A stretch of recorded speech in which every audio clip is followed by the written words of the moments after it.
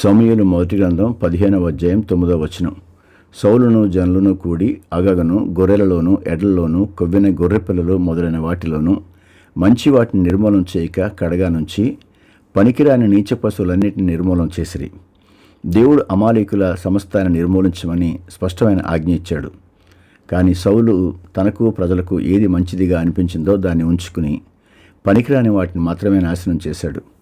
మనకు నచ్చిన ఆజ్ఞలను పాటిస్తూ కష్టంగా లేదా నష్టం వస్తుంది అనిపించే ఆజ్ఞలను విస్మరించడం సంపూర్ణ విధేయత అనిపించుకోదు. పాక్షిక విధేయత అవిధేయతతో సమానం.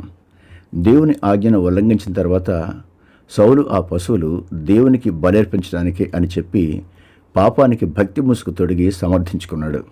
కానీ దేవుడు బలుల కంటే విధేయతనే ఎక్కువ కోరుకుంటాడు. అందుకే సమూయేలు బలులు అర్పించుట కంటే ఆజ్ఞను గైకొనుటయు, పొట్టేళ్ల కొవ్వు అర్పించుట కంటే మాట వినుటయు శ్రేష్టము అని స్పష్టం చేశాడు. సమూయేలు మొదటి గ్రంథం 15వ అధ్యాయం 21వ వచనంలో యెహోవాకు బలి అర్పించుటకే జనులు శపితములగు గొర్రెలలోనూ ఎడ్లలోనూ ముఖ్యమైన వాటిని తీసుకువచ్చిరని సమూయేలుతో చెప్పాను. అపరాధ భావం వచ్చినప్పుడు తప్పును ఒప్పుకోవడానికి బదులు ప్రజలపై నింద వేయడం సౌలు బలహీనతను చూపిస్తూ ఉంది. ఆదాము నుండి వస్తున్న ఈ నైజం నిజమైన నాయకుడి లక్షణం కాదు. నాయకుడు తన సమూహం చేసే తప్పులకు కూడా బాధ్యత వహించాలి. సౌలు యొక్క మూల సమస్య సౌలు జనులకు జడిచి. వచనం 24, మనుషుల మెప్పు కోసం లేదా వారి వ్యతిరేకతకు భయపడి దేవుని మాటను పక్కన పెట్టే వ్యక్తి దేవుని ప్రజలను నడిపించలేడు. ప్రజల అభిప్రాయాలకు భయపడి వారి మాట వినే వ్యక్తి ఎప్పటికీ నాయకుడు కాలేడు. ప్రార్థన.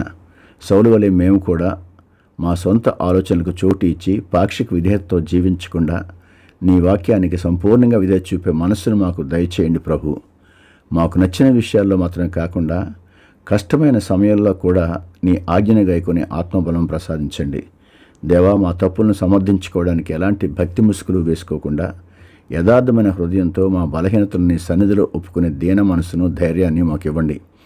ఇతరులపై నిందలు వేసే నైజం నుండి మమ్మల్ని విడిపించి బాధ్యత గల హృదయాన్ని దయచేయండి. మనుషుల మెప్పు కోసమో లేదా ప్రజల భయం వలనో నీ మాటను పక్కన పెట్టే బలహీనత మాలో లేకుండా చూడండి. లోకానికి భయపడకుండా నిన్ను మాత్రమే గణపరిచే ధైర్యాన్ని, ఆధ్యాత్మిక నాయకత్వ లక్షణాలను మాకు నేర్పించండి. యేసుక్రీస్తు శక్తిగల నామంలో ప్రార్థించి వేడుకుంటున్నాం తండ్రి. ఆమెన్. దేవుడు మిమ్మల్ని దీవించును గాక.